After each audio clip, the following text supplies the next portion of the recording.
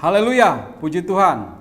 Salam Bapak Ibu, saudara-saudaraku yang kekasih di dalam Tuhan Yesus Kristus. Kita kembali bertemu untuk mendengarkan renungan kebenaran firman Tuhan. Puji Tuhan, sebelum kita masuk di dalam pemberitaan firman Tuhan, kita mau berdoa.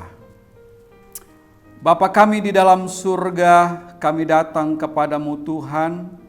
Kami rindu untuk mendengarkan berita keselamatan, berita sukacita, berita damai sejahtera yang datang daripadamu lewat kebenaran firman-Mu di dalam Injil Tuhan. Terima kasih Tuhan, oleh sebab itu berkati kami semua yang ada di tempat ini dan di rumah Tuhan, Engkau berkati.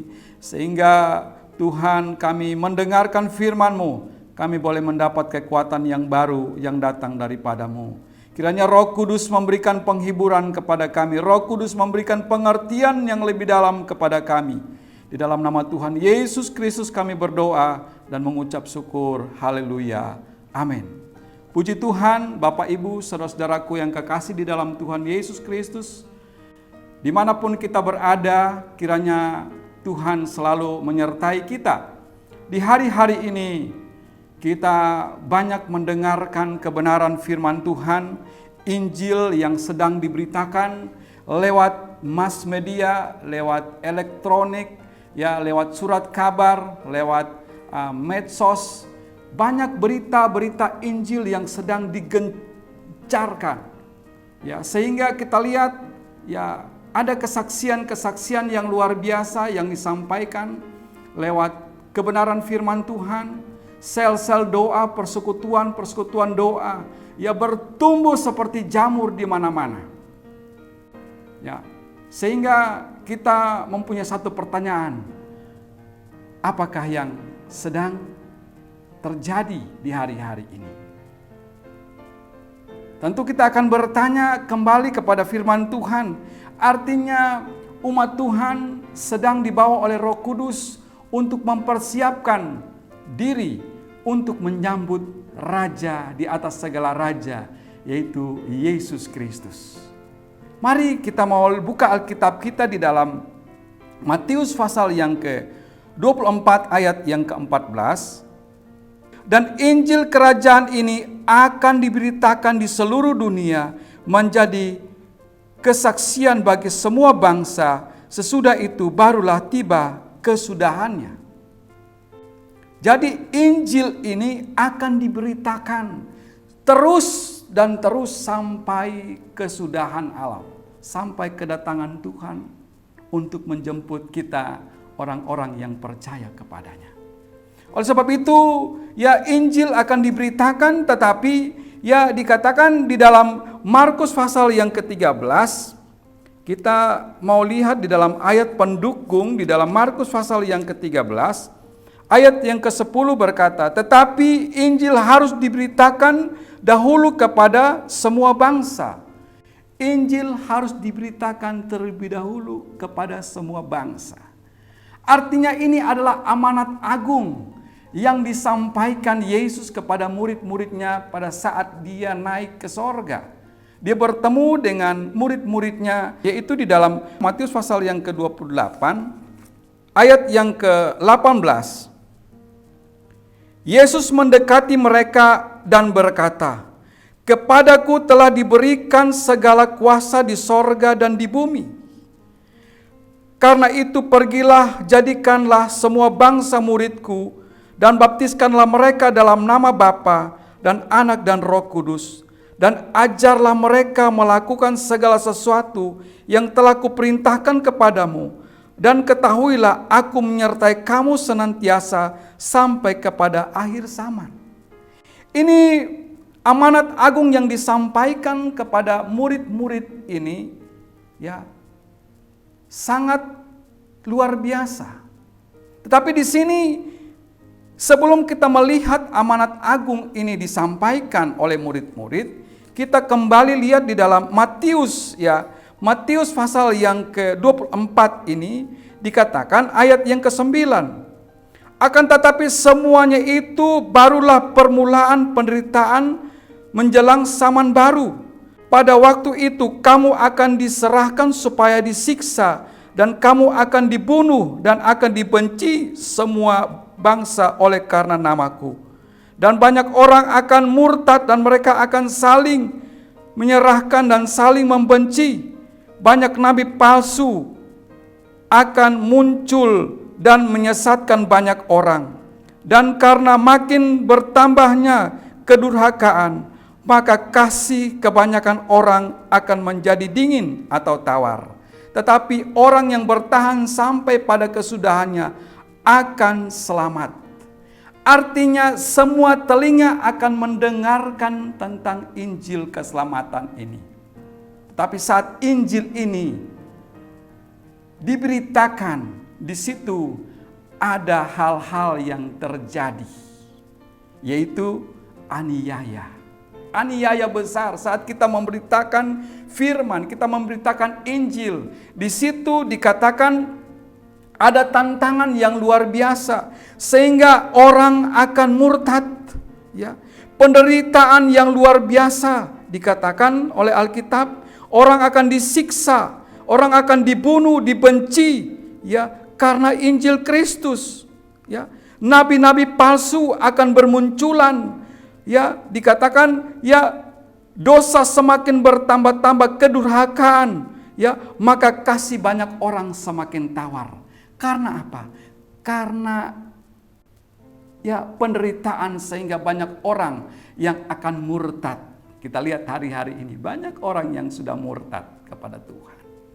Bagaimana dengan kita? Apakah lewat berita Injil ini? Apakah kita di dalam Tuhan kita masih kuat bertahan untuk melakukan kebenaran firman Tuhan? Banyak tantangan yang sedang kita hadapi hari-hari ini, ya, karena kita percaya kepada Injil. Ini yang menjadi tantangan dalam hidup pada saat menjelang hari Tuhan. Tetapi kita mau lihat bahwa di sini ada kekuatan yang Tuhan berikan kepada kita.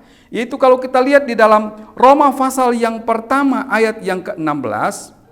Sebab aku mempunyai keyakinan yang kokoh dalam Injil. Karena Injil adalah kekuatan Allah yang menyelamatkan setiap orang yang percaya.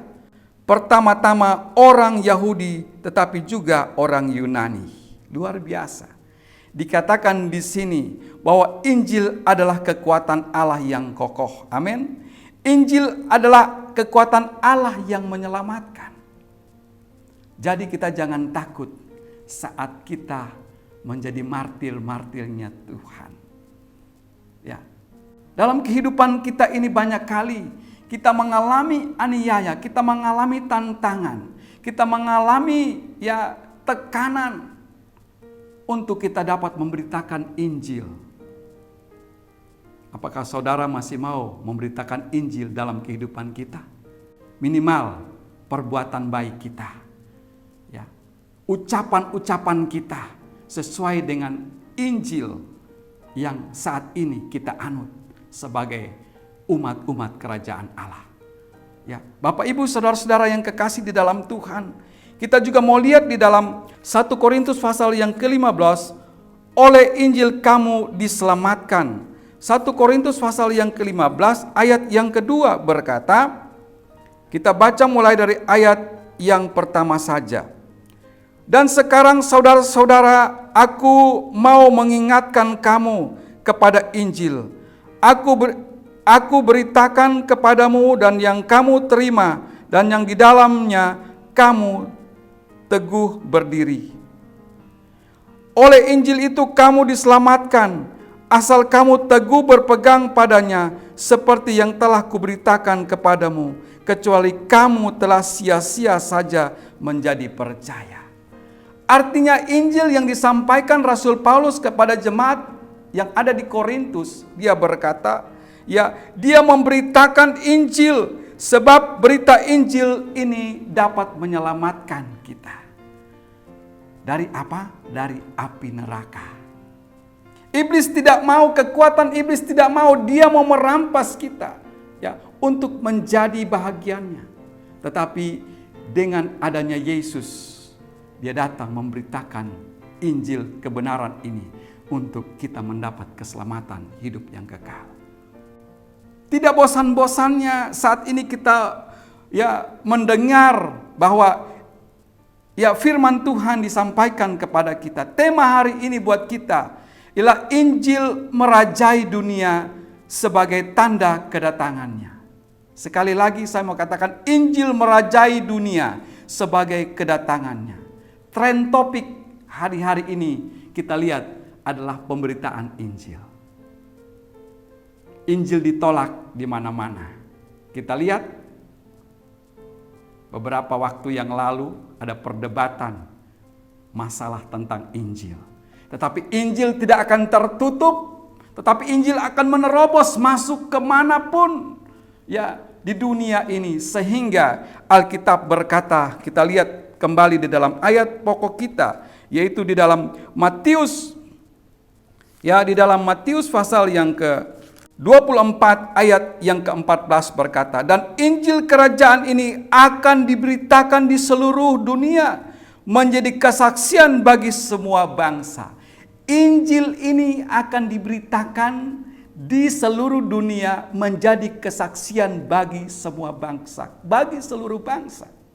Jadi kita percaya bahwa Injil ini menjadi tren topik setiap hari, setiap saat kita mau buka Facebook kita. Ada berita-berita Injil. Ada berita-berita Injil. Siapapun bisa melihat, siapapun bisa mendengar. Artinya Injil ini sedang diberitakan dengan berbagai cara. Sehingga Injil ini masuk sampai di manapun kita berada. Dan itu tanda kedatangan Tuhan sudah dekat buat kita.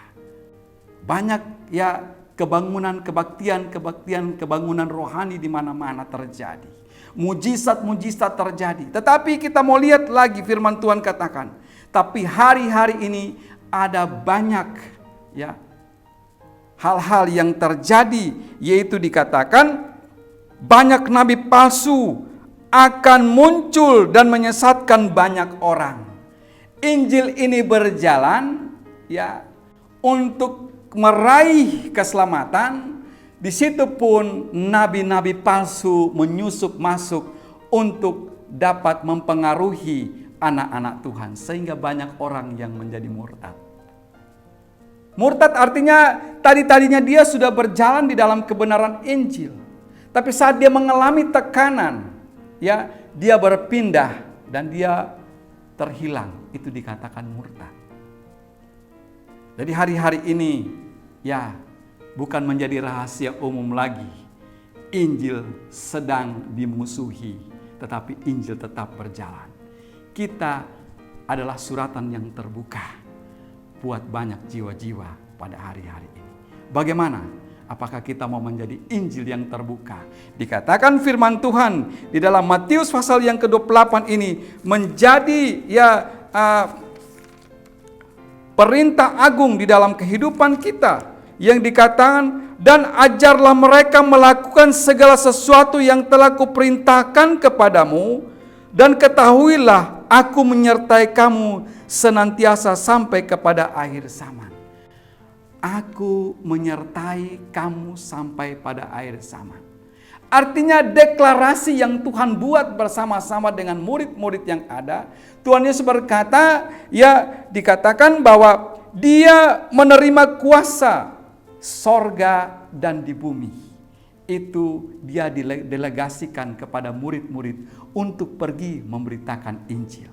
Kita adalah murid-murid Kristus yang sudah didelegasikan untuk kita pergi untuk memberitakan Injil keselamatan. Terus dan terus sampai pada akhirnya dia datang, dan Injil berkata, bagi mereka yang setia, yang bertahan, mereka akan mendapat keselamatan. Puji Tuhan. Kiranya Tuhan memberkati firman Tuhan ini. Biarlah Roh Kudus menyertai kita. Mari kita berdoa. Bapa kami di dalam surga, terima kasih atas kebenaran firman-Mu hari ini buat kami.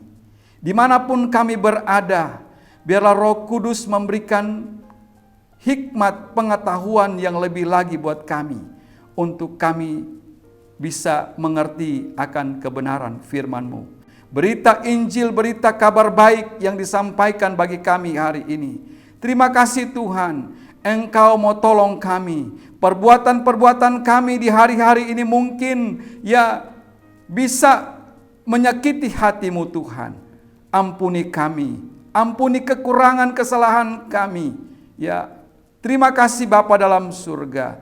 Terima kasih. Hamba akan berdoa bagi umat-umat Tuhan yang ada di rumah, sidang jemaat Tuhan yang ada di rumah, yang dalam keadaan sakit, dalam nama Yesus, jadilah percaya, jadilah sembuh di dalam nama Yesus. Yang susah dihiburkan dalam nama Yesus. Terima kasih Bapa yang baik, biarlah firman Tuhan ini mendatangkan berkat buat kami. Pada akhirnya saudara-saudaraku, terimalah berkat daripada Allah Bapa, kasih sayang daripada anaknya Yesus Kristus, dan penghiburan daripada Roh Kudus menyertai kita sampai Maranatha. Haleluya. Amin. Puji Tuhan, Tuhan Yesus memberkati. Salam, bagaimana pemberitaan firman Tuhan tadi? Poin-poin apa yang bisa kita dapatkan? Renungan tadi berbicara tentang Injil merajai dunia. Apa artinya Injil? Injil adalah amanat agung. Apa itu berita Injil?